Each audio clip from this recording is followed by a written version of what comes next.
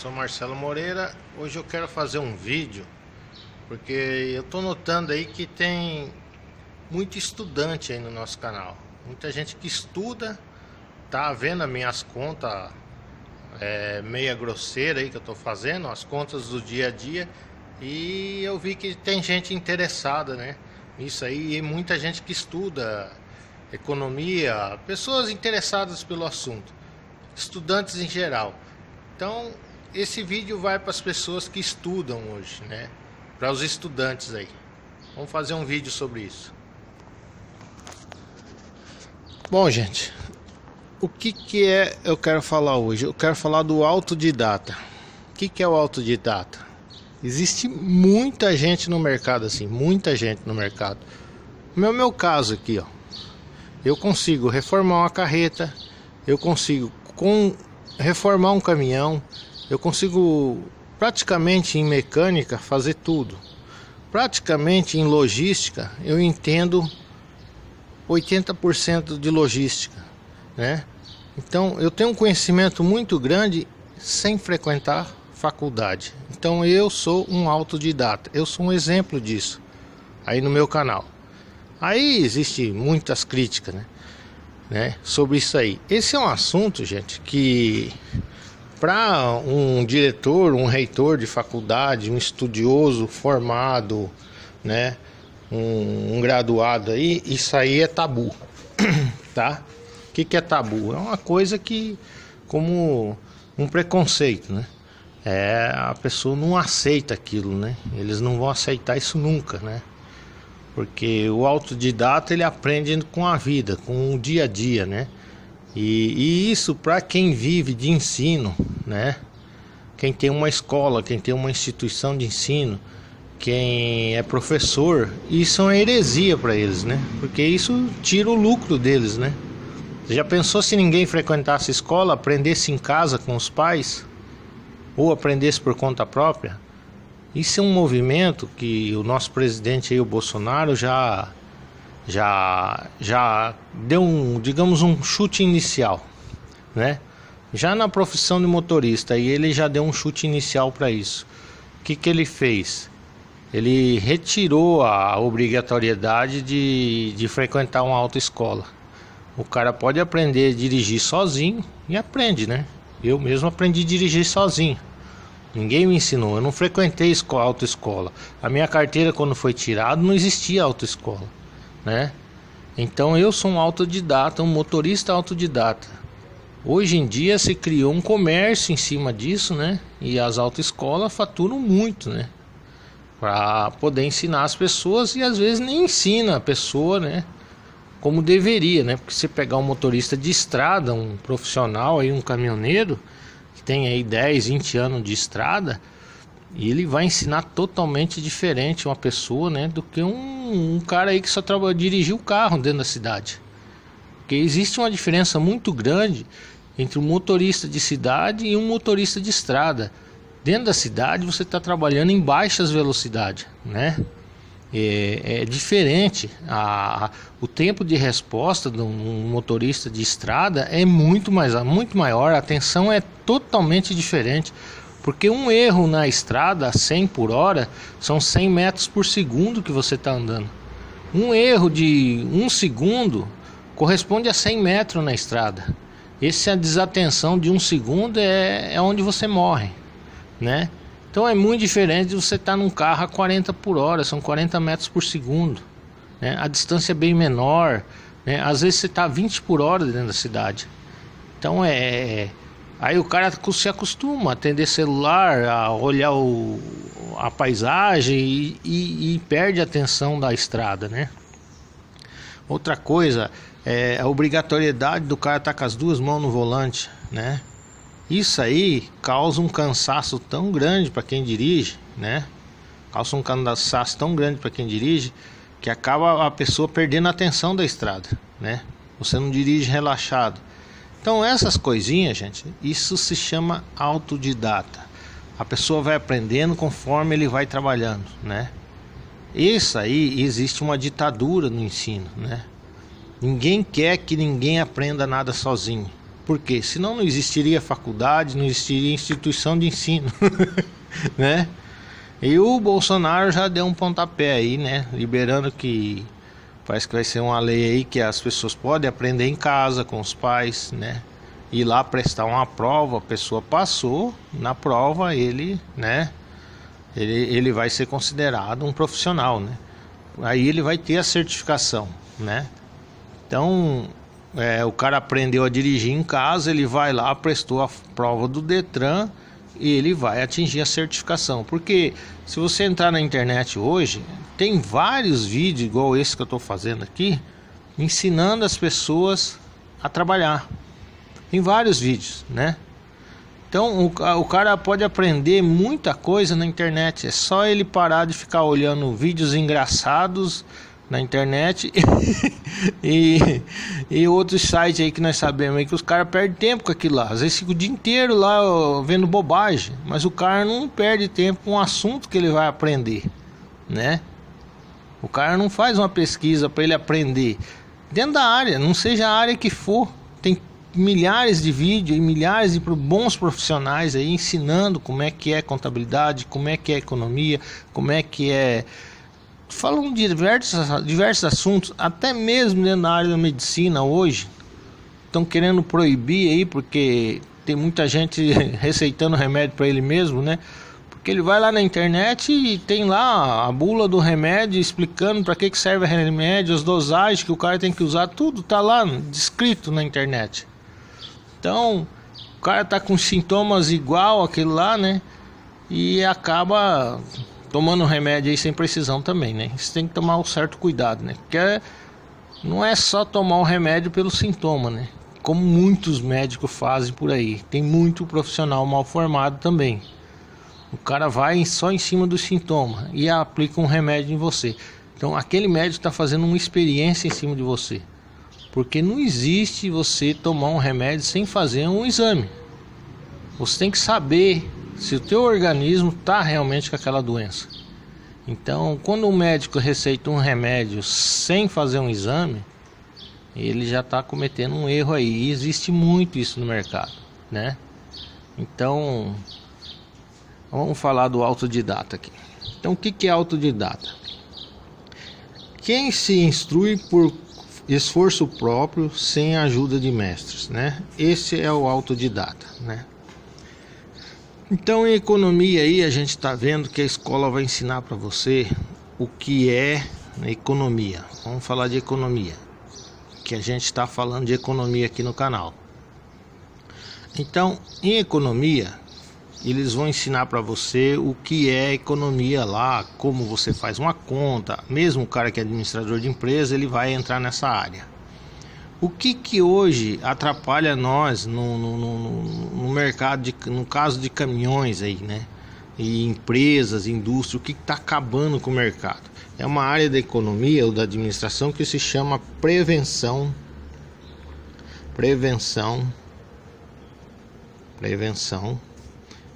de perdas.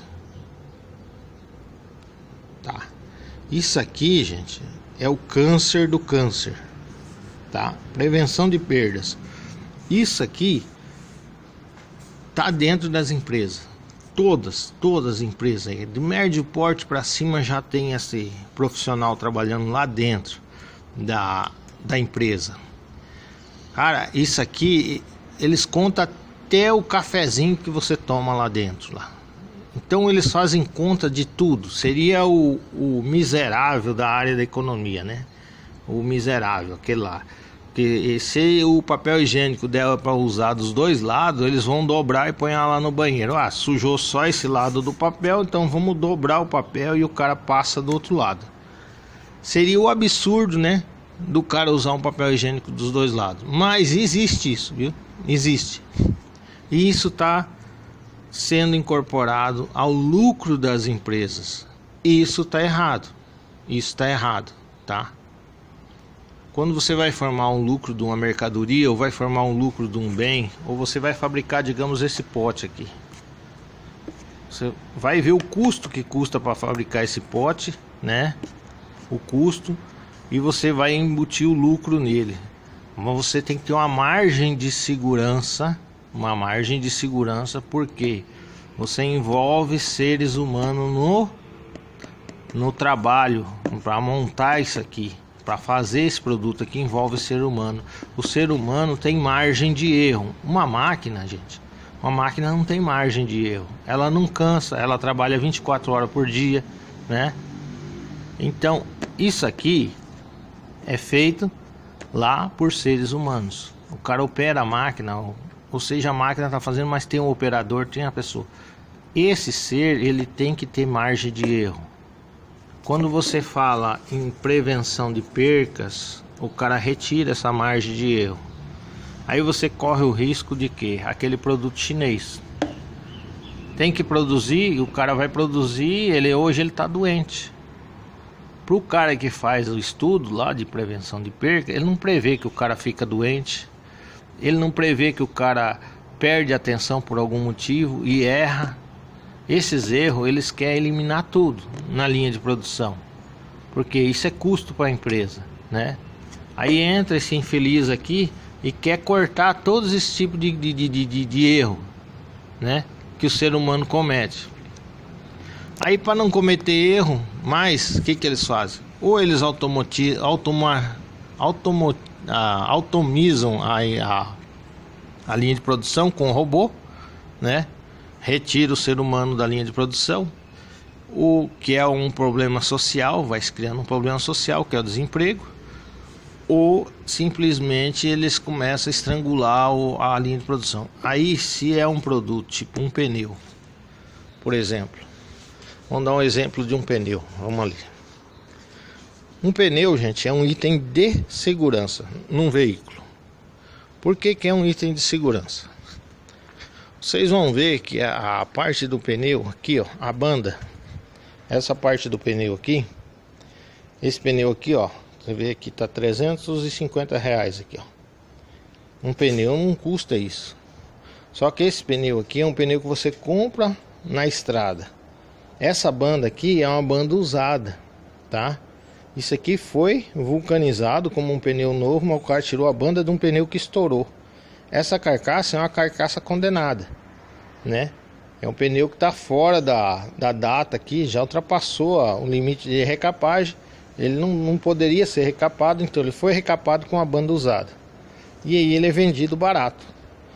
Esse pneu, provavelmente ele vai explodir. Aí ele vai acontecer isso aqui, ó. Olha lá o paralama.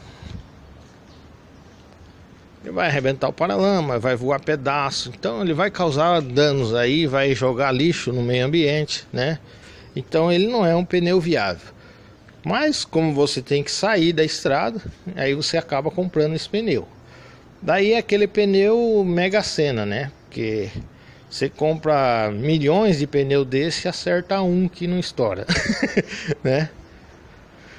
Para o cara da prevenção de percas, vamos lá. Se ele for recapado, digamos que um pneu desse fosse recapado novo, né?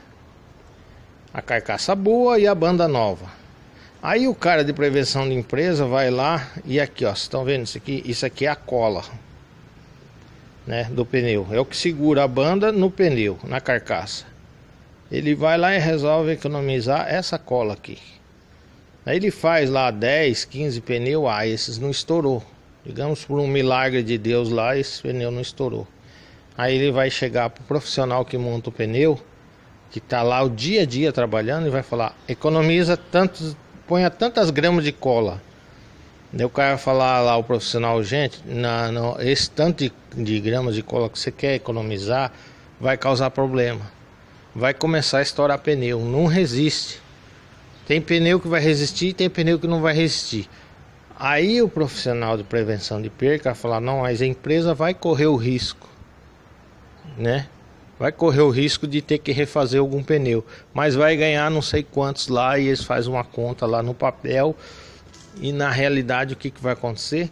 Essa banda aqui pesa, acho que em torno de uns 20 quilos ou mais.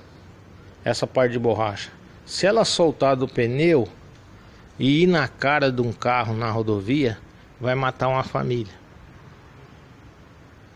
Então você está vendo a responsabilidade que tem que ter um profissional de prevenção de percas. Ele está economizando na cola. O profissional que está fazendo isso aqui sabe que aquilo está errado, mas para não perder o emprego dele, ele diminui a cola e monta o pneu. O pneu provavelmente vai dar problema, mas provavelmente ele vai dar problema fora da garantia. Esse cara já viu a malandragem, que é os 90 dias ali. Fora da garantia, quando você vê essa banda solta fora, aí ele vai dizer que é a carcaça do pneu que está com problema, mas não vai nunca dizer que foi economia de material. Tá entendendo aí? Por que tem que ter responsabilidade? Aí entra esses profissionais dentro da indústria. Vocês estão vendo um monte de produto que dá defeito e é produto porcaria que está no mercado. Tá lá dentro, esse profissional está prejudicando o trabalho de um profissional sério. Ele está economizando aonde não dá. Isso está acontecendo em tudo. Tudo quanto é material que você compra. Você pode olhar, tudo está ficando mais vagabundo. Tudo está dizendo aí que está sendo sustentável. Porque ele apodrece logo, ele acaba logo. Mas isso não é sustentabilidade, gente. Um pneu desse aqui, se ele durasse 10 anos... que pode durar um pneu desse 10 anos, tranquilo, né? Só mudar o composto de borracha aqui, ele dura 10 anos. Um pneu desse aqui antigamente, ele dava 3 recapagens folgado. Hoje você não consegue recapar uma vez, ele já estoura. Qual que estava gerando lixo? O pneu que teve 3 recapagens ou o pneu que estourou já na primeira recapagem? Qual que gerou mais lixo para o meio ambiente? Com certeza, né? O pneu que durou mais, ele gerou menos lixo, porque ele não precisou ser refabricado, ele só foi remendado durante a vida útil dele. Está entendendo aí? É a mesma coisa numa carreta dessa. Essa é a carreta leve, ela é toda mais leve. Esse aço é um aço que não aceita solda. Ele vem de fábrica, se você soldar ele trinca. Se você soldar ele trinca. Ele já é feito para você não reformar. Já é feito. Se você ter que reformar isso aqui, você vai ter que trocar a parte do chassi dela. Se você vai trocar a parte do chassi, se torna inviável reformar isso aqui. Entende o que eu quero dizer? Quem projetou essas coisas? Isso está lá na engenharia do produto. Isso vem de estudo de economia. Por que um profissional de economia é tão importante nessas horas? Porque eles estão estrangulando. O que eles estão fazendo com nós no frete? Vamos lá. O frete, gente, vamos aqui agora. Esse vídeo é para estudante. Vai ficar longo, o cara tem tempo para estudar. Então o frete. Vamos lá. O frete. O frete é uma prestação de serviço. Prestação de serviço. Concorda? A prestação de serviço, gente, é uma necessidade da empresa, tá? Então isso aqui é uma necessidade da empresa. Isso não faz parte do produto em si. O produto tem que cobrir esse custo aqui, da prestação de serviço, né? Eu não posso ter lucro desse produto na prestação de serviço. Eu não posso ver isso aqui como lucro da minha empresa. E o que acontece hoje com o frete? As empresas, para aumentar a margem de lucro desse produto aqui, estão tirando no frete. Eles invadiram essa área aqui, principalmente na indústria de grãos. Tanto os agricultores, né, estão fazendo isso no adubo, que o adubo sobe lá de baixo, né, com preço irrisório, vem de graça, né? Não tem custo para esse adubo vir para o Mato Grosso, né? Vocês estão vendo o valor por tonelada aí a R$2 e pouquinho, R$2,68, nós vimos aí nos vídeos anteriores. Tá subindo o adubo de Paranaguá para o Mato Grosso, para o Goiás. Então ele tá vindo de graça. Aí isso aí tá influenciando no lucro lá do agricultor, no lucro da empresa, no produto final, na soja. Mas quem está pagando esse custo é o prestador de serviço. Então, você num estudo de economia, você não pode jogar o teu lucro em cima do prestador de serviço. Você está escravizando essa pessoa aqui. Você está escravizando esse setor. Quando você forma um cartel, vamos lá agora, um cartel de empresas, aqui ó, um cartel de empresas agora. Isso está dentro da economia, isso existe, tá? Isso é uma forma ilegal, tá? É uma forma ilegal, mas isso existe. Isso lá na escola não vão ensinar para você economista, mas quando você sair da escola, que você for para o mercado de trabalho, você vai trabalhar para esse cartel. Você vai ser o profissional de prevenção de percas, o administrador da empresa. Você vai trabalhar para esse cartel aqui. Você não tem outro patrão. Teu patrão é esse aqui. Ou você trabalha na regra deles, não é aquilo que te ensinaram na faculdade, ou você está fora do mercado. Entendeu? O que esse cartel vai querer de você? Que você tire lucro de tudo quanto é coisa que eles puderem agregar de lucro para a empresa, eles vão tentar agregar, mesmo a prestação de serviço. O prestador de serviço é aquela pessoa ou empresa que ela vive de mão de obra. Se você tirar o lucro dessa mão de obra, você praticamente está condenando essas pessoas a passar fome. Entendeu? Diferente de você tirar o lucro de um produto desse aqui, ó, diminuir a margem do lucro desse produto, mas são fabricados milhões de produtos desse aqui. Então você vai tirar lá 30%, talvez, de um produto desse aqui, e ele não vai fazer diferença na linha de produção. Mas se você tirar 30% de um prestador de serviço, você está condenando ele à fome. Você está escravizando essa pessoa, porque ele não tem margem de produção. Ele só consegue produzir para ele mesmo. Ele não tem máquina produzindo para ele. É a mão de obra dele. Você não pode tirar 30% daqui. Mas o profissional de prevenção de perca, o que ele faz? Ele vai lá no frete e vê uma forma de ganhar dinheiro. Isso aconteceu já uns anos para trás, quando se criou a tal da nova logística, tá? Nova logística, que é esse sistema que tem hoje aí. Você vai nos postos, aí tem aquelas transportadoras, né? E elas repassam o frete. Essa é a tal da nova logística. Isso não existia. Antigamente era um cara que ficava lá com um bloquinho na mão e você dava um dinheirinho para ele ali e ele falava, ó, tal empresa tem frete. Você ia lá e negociava direto com a empresa. Hoje não. Hoje com a nova logística, essas pessoas elas pegam o frete da empresa, né? E administram o frete da empresa. O que eles fazem? Eles tiram um lucro desse frete. Só que aí as empresas viram que essas pessoas estavam ganhando com o frete. As empresas começaram a querer pegar esse lucro para elas, porque o frete é delas. Entendeu? Se eles conseguem estrangular 30% do frete, digamos, essa nova logística.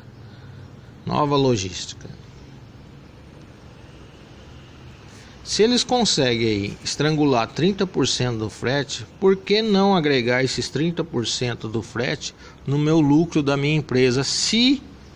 Veja bem como é que eu estudo. Se eu sou o dono do frete.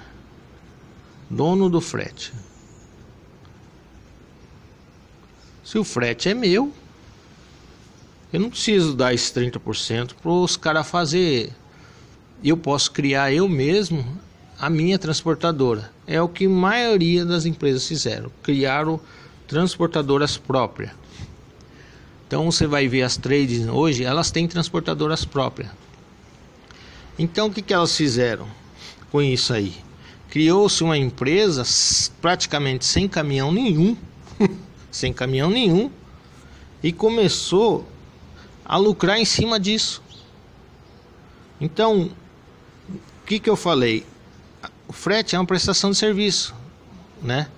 Se você começar a jogar o lucro da empresa, o lucro do produto em cima da prestação de serviço, você vai quebrar o prestador de serviço, porque ele não tem margem, ele não tem para onde ir, entendeu? Como essa nova logística veio e integrou o país e criou escritórios no país inteiro, criou-se a Pancari, que é um cadastro nacional. Quem começou com isso foi a Pancari, a seguradora. Então o que a Pancari é? A Pancari é a seguradora. Pancari. Vamos dar um exemplo da Pancari. Hoje tem mais, né? Já virou um câncer isso aí. O que a Pancari fazia? Ela cobrava de mim, motorista, uma taxa aí de R$ 150, né? Pra mim fazer um cadastro lá nela. Veja bem, eles ainda ganham com isso, né? Eu tenho que pagar para provar que eu sou honesto. Você tendo a Pancari, você tem um certificado que você é honesto, que você não vai roubar a carga do cara. Então, todo motorista que trabalha hoje no país, né, 90% tem Pancari. Quem não tem Pancari praticamente não consegue carga.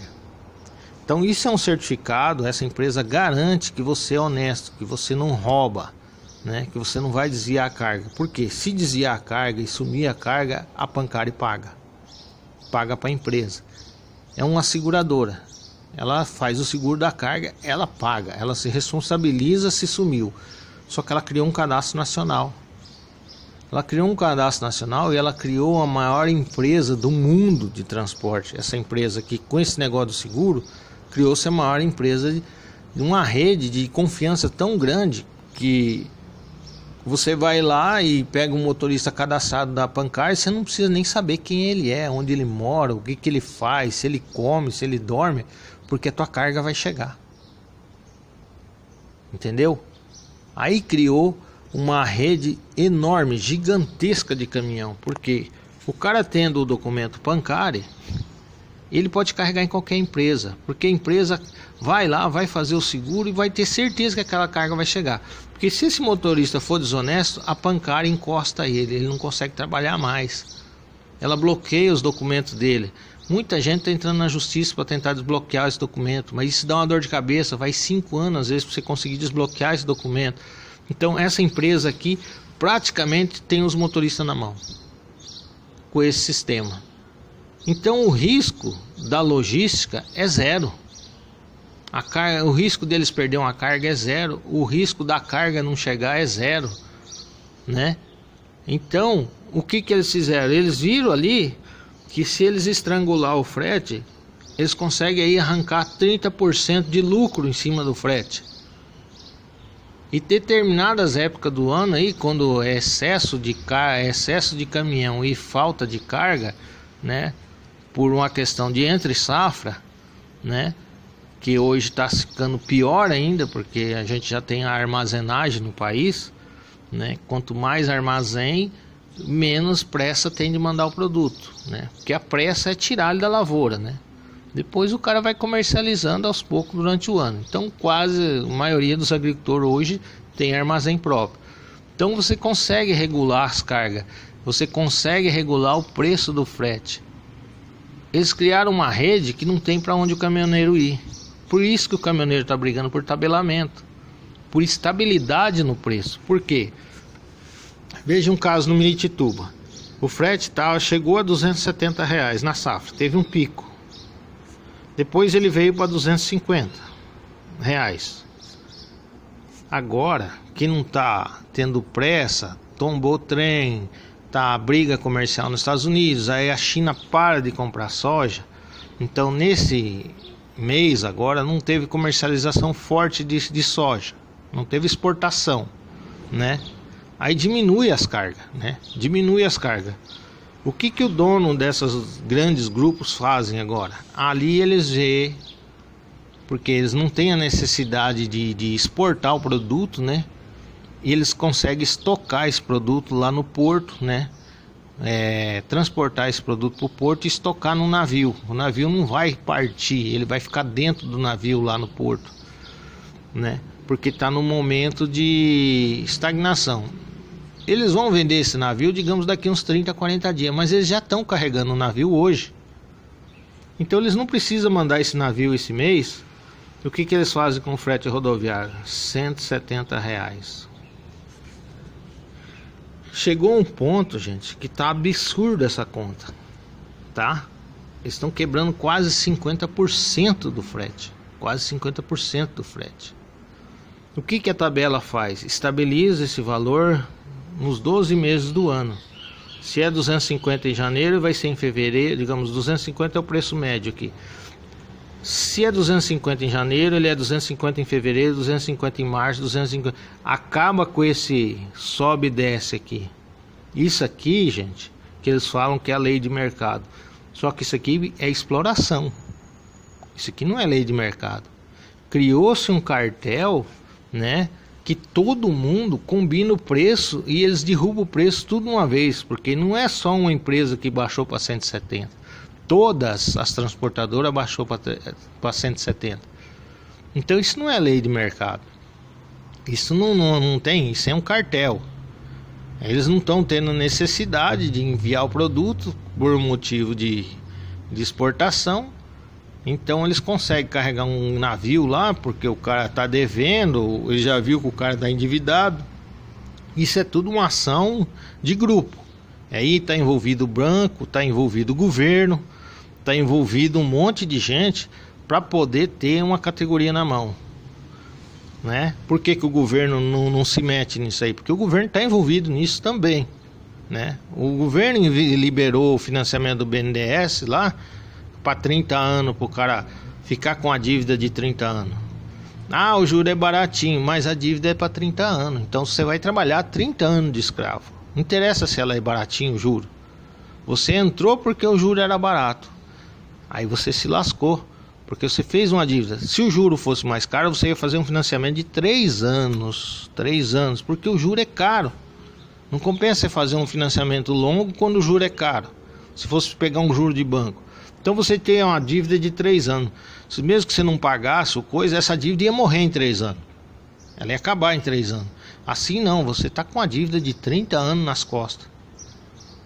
E eles têm o cadastro lá na Pancari e sabe quanto você deve. Que a Pancari sabe tudo da sua vida. Senão você não tira a Pancari.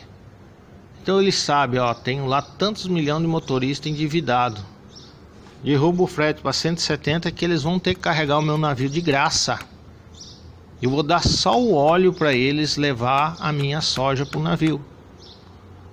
Então, nesse estudo que a gente está fazendo aqui, você que é estudante, você está vendo que é o economista, o prevenção de perca aqui, que vai orientar a empresa a fazer esse movimento. É o departamento de economia lá da empresa que vai orientar o cara a fazer isso. Isso não foi ensinado para ele lá na escola, na faculdade, que ele podia destruir as pessoas. Ele não aprendeu isso na escola. Isso aí é economia predatória. Eu garanto que nenhuma faculdade vai ensinar isso para um aluno. Ó, destrói um setor para criar outro. Não interessa, escraviza as pessoas de um setor para ter lucro na outra. Então não é justo, né? Em economia todos têm que ganhar. Senão não precisaria de um profissional de economia. Ele vai ter que fazer um estudo na cadeia que ele está trabalhando lá. Desde o fornecedor até a ponta final do consumidor. Todo mundo tem que ganhar nessa cadeia. No meio dessa cadeia entra um mau economista, que é o economista de cartel. É aquele que vai lá para o cartel. Lá no cartel o cara vê uma chance de escravizar alguém e tomar o que ele tem. Aí entra a prevenção de perca. Quanto que eu posso tomar dessa pessoa? 30%. Esses 30% eu tiro dos caminhoneiros. O caminhoneiro não vai ter lucro, mas ele vai levar o meu produto de graça, porque ele não tem opção, não tem saída. Tá entendendo, gente? Aí entra aquela regra que eu falo. Por que o governo tem que intervir em certas coisas? Porque existe isso. E existe muito, não é só na área de caminhão, tá, gente? Não é só na área de caminhão. Tem várias áreas aí de prestador de serviço, seja de faxineiro, de faxina, pessoas em geral que prestam serviço, mesmo na construção civil existe isso, né? A gente tem vivido aí no mundo e a gente tem visto essas coisas. Então, lá na faculdade, o cara sai economista para trabalhar para a comunidade, né? Para trabalhar, digamos, para o povo, para fazer, né? Gerir a economia de uma forma que todo mundo sobreviva. Mas quando ele chega no mercado de trabalho, ele vai ter que trabalhar, o patrão dele está no cartel. Aí, se ele quiser sobreviver profissionalmente, ele vai ter que trabalhar para esse cartel. E esse cartel não tem dó de ninguém. Esse cartel é o mercado financeiro. O mercado financeiro só quer lucro. Só quer lucro. Ele não quer saber quantas pessoas vão morrer nesse caminho. Quantos caras vai dirigir 24 horas por dia para poder pagar uma prestação, tomando anabolizantes, aí, Rebite, né? Tomando aqueles remédios para não dormir, né? Quantas pessoas vão rodar 24 horas por dia? Ele não interessa isso aí. Não interessa quantas pessoas vão morrer na estrada para eles ter lucro. Isso para eles não interessa, porque prestador de serviço, infelizmente no Brasil, é visto como uma pessoa descartável. Ele não faz parte da empresa. O cara ficou doente, o cara morreu prestando um serviço, morreu. Ele não é parte da empresa. Ele não tem nada a ver com isso. Esse cara aqui faliu, fez um serviço muito barato, ele não conseguiu tratar da família dele, os filhos dele virou bandido e estão roubando na rua. Vocês estão entendendo a parte social de uma faculdade? Isso não te ensina na faculdade. A faculdade não vai ensinar isso para você. Vai ensinar a conta bonitinha, economiza aqui, corta ali. Mas quando você chega na sociedade, você tem uma responsabilidade com a sociedade. Você não pode simplesmente fazer conta, né, para falir os outros. Tá entendendo? Então, é difícil isso aí. Vocês estão vendo as minhas contas aí que eu faço, são contas grosseiras, não é uma planilha profissional, né? Porque esse profissional aqui faz planilha, eles põem porcentagem e tal, né? O cara estudou para isso, né? A minha conta é grosseira. Só que a vida me ensinou que a gente tem que ter responsabilidade, né? A gente não pode simplesmente matar as outras pessoas de fome, né? Eu viajei o Brasil inteiro, eu vi isso aí, tá? Quando a gente viaja pelo país afora, a gente vê gente realmente passando fome. A gente vê gente que não tem chance nenhuma de crescimento, né? A gente vê gente abandonada. Então, esse tipo de coisa que a gente vai criando uma responsabilidade. É muita covardia. Você vê empresas aí que não deixa o cara tomar água dentro da empresa, tá? O cara tá lá no sol quente, às vezes com família, dentro de uma gabina do caminhão, e eles não fornecem água para você. Você fica no meio da rua, igual lá em Brasília. Vamos falar da nossa capital federal agora. Brasília, gente, para quem não conhece, para quem vai descarregar em Brasília, quem tem caminhão aí, Brasília não tem posto. Ou você vai lá em Lusiânia estacionar seu caminhão, ou você vem aqui fora de Brasília, mas Brasília em si, ela tem o SAAN lá, né, que é o centro de abastecimento que foi feito lá, que seria para abastecer esses marajás, esses deputados, esses políticos. Ele é fora ali do núcleo do centro ali administrativo do país. Mas esse SAAN não tem nem estacionamento para caminhão. Veja que uma capital federal foi projetada, né, por um Oscar Niemeyer, um cara, o maior arquiteto aí do mundo, bem dizer, né, um dos maiores arquitetos do mundo, e não prevê o estacionamento para caminhão. Você chega para descarregar em Brasília, você fica no meio da rua. Só que lá não pode ficar no meio da rua porque é área de segurança, tá bom para você isso? Aí você tem que sair de Brasília e ir para outro município, estacionar o seu caminhão no posto. E lá tem hora para você descarregar em Brasília, tá? Você entra em Brasília, mas tem horário. E se você perder essa janela de horário, você é multado. Então vocês estão entendendo a falta de estrutura, a falta de planejamento que existe. São pessoas que estudaram, mas não estudaram humanizadamente, estudaram comercialmente. Então ali foi uma maneira de economizar o projeto. Só que ele economizou o projeto e ferrou uma categoria. Ele não deixou estacionamento para caminhão, ele não deixou praça de alimentação para o caminhoneiro. Como é que o cara vai chegar numa cidade e não vai ter onde estacionar e não vai ter aonde ele se alimentar? E não vai ter segurança para ele deixar o caminhão. Se ele ficar no meio da rua, ele vai ser multado ou ele vai ser roubado. Dos dois jeitos ele vai ser roubado. Porque o policial vai vir multar ele, isso é um roubo, né? Porque ele tá ali para prestar um serviço para a comunidade. E se o ladrão vier roubar ele, ele vai ser assaltado, vai perder talvez até a vida. Então tá entendendo a dificuldade? Por que eu falo, né? Não existe, né, um estudo social. Eu acho que dentro das faculdades hoje, né, teria que ter um estudo social. Dentro do governo tinha que ter um estudo social, um estudo humanizado, vendo a situação do outro. É uma cadeia, vai produzir isso aqui, tem que ser humanizado. Na Europa, gente, é assim. Tem os países árabes aí que eles falam muçulmano, não sei o que é bombista, explodidor de bomba. Mas lá na Arábia, tem uns países árabes lá. Um parente meu já foi para lá. Desde dali da primeira mão de obra, como aconteceu aqui, né? Que eles compraram o frango aqui da Sadia. Exigiram banheiro químico na lavoura. Por quê? Eles consideram lá no milho, no plantio do milho, não é o frango, que o frango come o milho, veja bem, é a cadeia. Lá no plantio do milho, que é a alimentação do frango, não pode ter trabalho escravo. E eles consideraram aqui, vieram um fiscal aqui, consideraram que na lavoura, né, as pessoas não podiam comer lá no meio da poeira, no meio da sujeira, lá no meio da lavoura, em cima do volante do trator. Teria que comer num refeitório fechado, refrigerado, um ambiente limpo, para não ficar doente, né? Porque quem não sabe, aqui tem um ratinho pequenininho na lavoura. Ele é pequenininho, é o camundongo, aquele pequenininho. Aquele camundongozinho, ele tem um vírus na saliva dele. E o vírus transmite uma doença chamada rantosvirose, tá?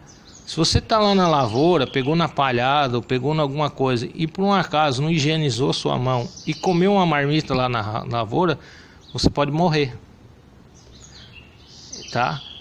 Então por isso que tem que ter refeitório, tem que ter ambiente higienizado, a pessoa tem que se higienizar para poder comer na lavoura. É uma questão de saúde. Então os árabes lá já viram que o Brasil não tem essa preocupação com o ser humano, mas eles no país deles têm.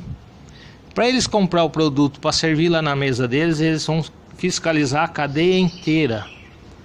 De lá onde é produzido o alimento até chegar na mesa do consumidor. Se nessa cadeia for detectado o trabalho escravo, esse produto não pode ser comercializado. Isso tinha que ser no Brasil. Isso tinha que ser ensinado nas faculdades. Isso que tem que ter. Isso que todo estudante que está aí, que seja autodidata hoje, que esteja estudando ou esteja vendo esse vídeo, tem que chegar e questionar o professor dele lá na faculdade. Por que que o Brasil não ensina isso? Por que que o Brasil não torna isso como regra? Tá? Será que nós vamos viver no tempo dos coronéis no Brasil colônia? Fala-se em revolução, mas não se muda a escravidão no Brasil. Antigamente eram os negros que eram escravos, hoje os brancos estão sendo escravos. Então faz essa pergunta para o seu professor, você que assistiu esse vídeo até agora, né? Por que que o Brasil não detecta trabalho escravo na cadeia de produção dos produtos, até o final? Por que que o Brasil não faz isso e outros países fazem isso? Aí você vai lá fora e fala, poxa, esse país é tão evoluído. Por que será? Porque lá eles estão governando para o ser humano. Aqui está se governando para o mercado. Só se vê o lucro no final. Não interessa quem vai morrer nessa cadeia. Isso eu vi muito no transporte. Quem trabalha com caminhão vê muito isso. Tá? Então por isso que hoje eu tenho experiência para falar desse assunto. Eu vi muito isso. Você vê gente trabalhando dentro de fábrica de adubo sem proteção nenhuma. Nós estamos falando de amônia, produto químico que mata. E ele está lá ensacando adubo, sem proteção nenhuma. Então, desde lá de onde é embalado o adubo, né? Você já vai ver que está errado. Já não poderia nem ser comercializado uma soja brasileira. por esses motivos aí. Se você for puxar na cadeia, né, e for ter uma certificação ISO, que eu não sei para que serve isso no Brasil, pesquisa aí para que serve o ISO, né? Que deveria vir em tudo quanto é produto. É uma certificação que ela prevê toda a cadeia de produção, né? Desde da vestimenta do funcionário. Por que isso não é um padrão? Por que isso não é ensinado nas universidades? O cara só certifica o produto dele com ISO quando ele vai fazer uma exportação para um país tipo o árabe. Daí ele vai cumprir o ISO. Pesquisa sobre o ISO, você que é estudante. Questiona o teu professor aí na faculdade sobre a humanização do ensino. E complementa o teu estudo com um autodidata. Seja um autodidata. Não tenha medo lá de um professor falar que você é um autodidata. Fala pro seu professor, eu sou um autodidata. Eu tô te questionando porque eu sou um autodidata. Tá? Esse professor vai ter que saber mais que você. Porque você automaticamente vai saber mais que o professor. Você está começando a questionar o professor. Entendeu? Esse é o medo do professor. O aluno saber mais que o professor. Ele não quer. Existe uma ditadura no ensino. O professor é o rei. É o dono da verdade, é o dono da palavra. E não é assim que as coisas funcionam na vida real. Você sai de lá da faculdade achando que você é o rei. Você aprendeu tudo. Quando você cai na sociedade, você toma lapada, paulada de todo lado. Então complementa o teu estudo assistindo um vídeo desse, sendo um autodidata. Assiste vídeo de outros profissionais, experiência que as pessoas tiveram na vida. Pode ser qualquer história que você vê na internet, um assunto que te interessa. Presta atenção no que o cara está falando. O cara viveu isso. Pode ser o maior analfabeto do mundo, mas ele viveu aquilo. E isso você agrega no teu conhecimento. Quanto mais você agrega, mais inteligente você é. Aí você vai se tornar um mestre de verdade. Beleza, gente? Esse vídeo é para os estudantes.